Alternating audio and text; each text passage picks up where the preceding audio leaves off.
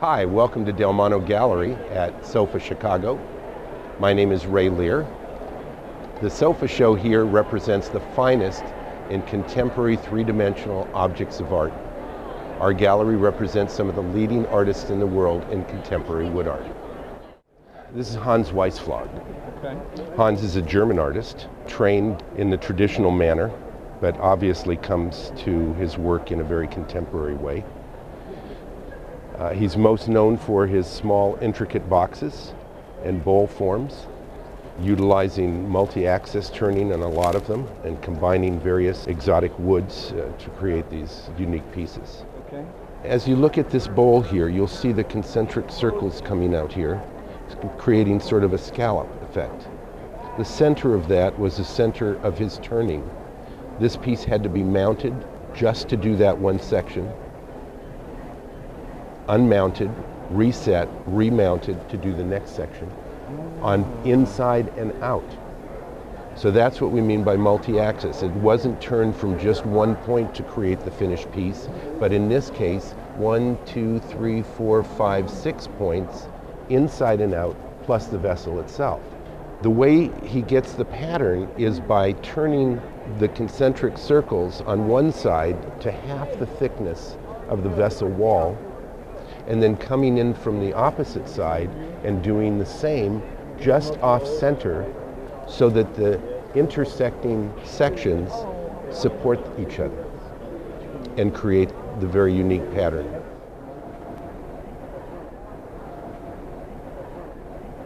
This is one piece. Oh my God. Incredible.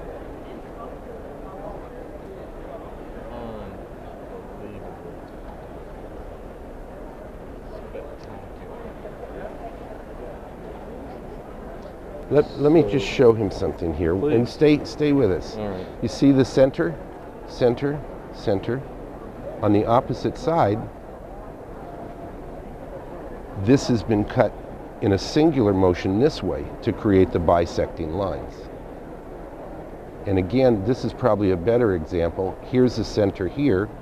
As you turn this over, the center is off center, or actually, Because it's not a perfect which, piece of wood. if you did, they just fall apart. Right. But by putting them off center, they bisect each other and then therefore reinforce each other. Here's the center. You'll see the concentric circles. This actually opens. You'll see the concentric circle on the inside. The other outside lines bisect it the other way, holding this all together. And let me just hold this up for you so you can see the pattern.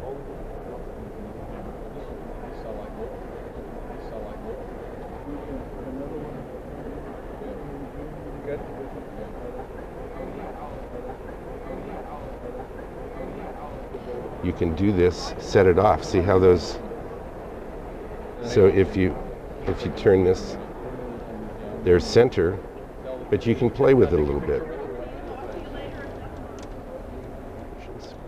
It's a ball box inside of a box, and this also opens. There's two types of wood that are used here. The basswood on the inside and African blackwood on the outside, and also the blackwood also creates the box. Utilizing the same type of technique as the larger ball box that I showed you earlier. The difference in this one is he's actually had to turn a sphere and insert it into the African blackwood to create one unit and then come back and carve it. This work is by Bud Latvin. Bud is from New Mexico. It's called segmented turning. You'll notice closely that there's little squares that make up the pattern.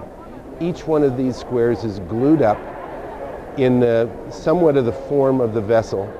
It's put on the lathe, shaped, and then he comes back and cuts out the patterns to create the design. Somewhat architectural in style, but it gives a lot of tension, shows a lot of tension and movement in the piece. but is probably one of the most well-known of the segmented turners. These pieces that we're looking at now are done by Bin Pho. Bin was one of the last boat people to get out of Saigon during the Vietnam War, or at the end of the Vietnam War. He resides in the suburbs outside of Chicago here. The butterflies on this piece represent Bin's love for his wife. They were separated when they escaped from Vietnam and were reunited here in the States, and the butterfly symbols that relationship. I think it's wonderful the way the pierced work here contrasts with the almost pen and ink type drawing with the stippling background. These red lines through here are actually natural lines in the wood and natural color of the box elder. Bin is having his first show, museum show at the Long Beach Museum coming up in December, and there has been a book done on his life which will be coming out at that same time. The vessel has been lathe turned, and then he comes back and pierces through the woods using airbrush techniques and hand painting to lay the color down.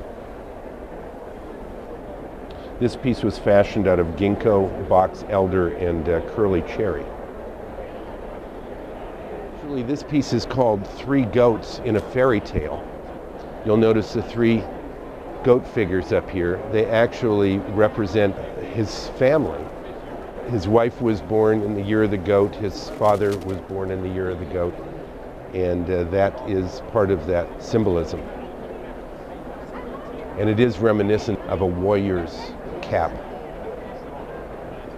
And the way he's taken, and with the scribe marks here to show direction and the light color patterning, the flowers very reminiscent of the flowers on the butterfly piece we saw earlier.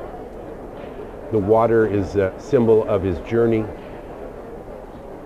and again the butterflies of his love.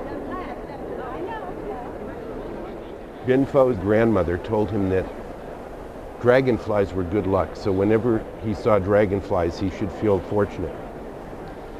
His third attempt out, they were deciding whether they should go or not, and a swarm of dragonflies came upon them, and he actually took the boat out and made it to safety.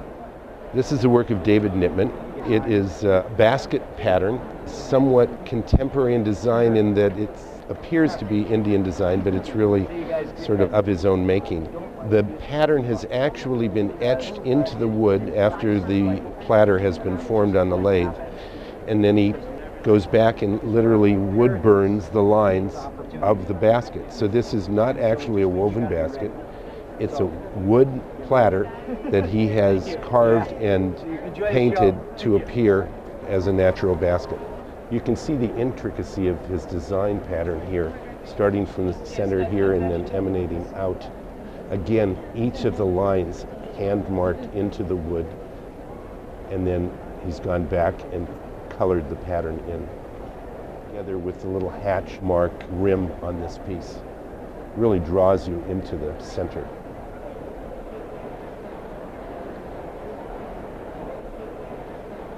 You probably recall the Beach Boys. Well, this piece was actually created to sort of emulate one of their songs, Good Vibration. You can sort of see the pulse of the song as it comes out and around.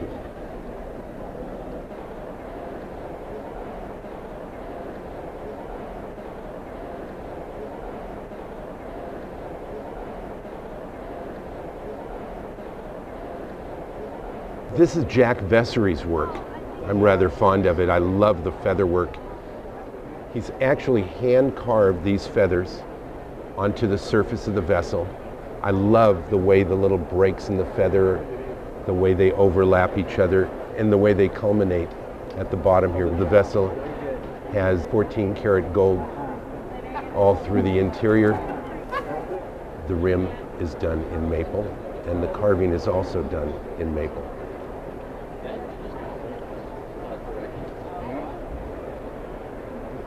David Carlin is one of my favorite folks. This particular piece is called Sports Opera. You see the soccer ball and the baseball cap and just having a great time out at the ball game. The piece stands about 3.5 inches high. It's a contemporary Netsky piece.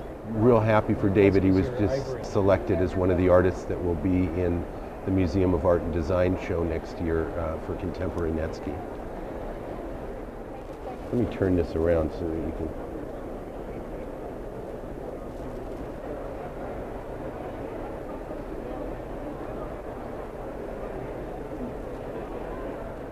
That piece is called Fan Dancer's Ghost. Very sort of dark in some ways, but at the same time sort of jubilant. Nice juxtaposed positions of the liveliness of the fan dance and the death mask of the skeleton. This is Ron Laporte's work, and I'm very fond of it and actually have several of his pieces in my own collection. The piece you're filming right now is the Salmon Run. This has been turned and carved from one piece of wood, and the motion in it is just wonderful. Let me just turn this for you. It's titled River of Kings.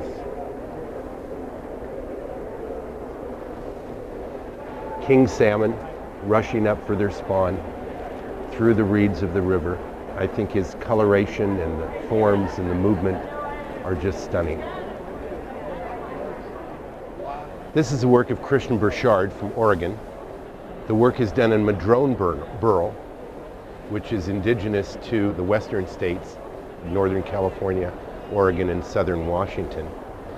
What makes this wood unusual is its drying, what happens in its drying process. You'll see here that Christian has tied the sections together with waxed linen, and the piece has been done green. That means that the log was still moist when he started fashioning the piece, and then left to dry naturally to give you the very unusual undulating line and the almost torso effect. These pieces are also by Christian Burchard. They're titled The Incredible Lightness of Dancing Naked, done in madrone burl. What he's done is cut the section of madrone and then again allowed it to dry natural. And the result is this wonderful movement in the wood that he's created in partnership with the material. Really gives you a lot of movement and a wonderful gesture. Here we're looking at the work of Philip and Matt Malthrop. The Malthrops are legendary in the field of wood turning. Ed Malthrop was an early pioneer and the grandfather of Matt and the father of Philip. The piece you're filming right now is Philip Malthrop's Untitled Vessel. It's been created from spalted river birch. And then some of them will probably go after the donating. Traditionally, their forms are rather simple, but they create a very nice palette for the wood, allowing it to really show the richness of the grain. This is an unusual piece in sweet gum by Matt Malthrop. Again, a globe form. He's turned this section here, coming through, would be the center of the log. And so this is actually the outer grain pattern of the log itself. You get a wonderful sense here, this being the center of the tree here. And really lovely rich browns and golds. This is one of Bill Hunter's latest pieces. It's called his Feather Basket. I think what's really wonderful about this piece is the free form that he's got through the cut through and the wonderful contrast that the sapwood and the cocobolo heartwood create. The piece is just wonderful. And this wonderful feather-like effect at the mouth. I'm happy to say this one's already found a new home. Cha-ching.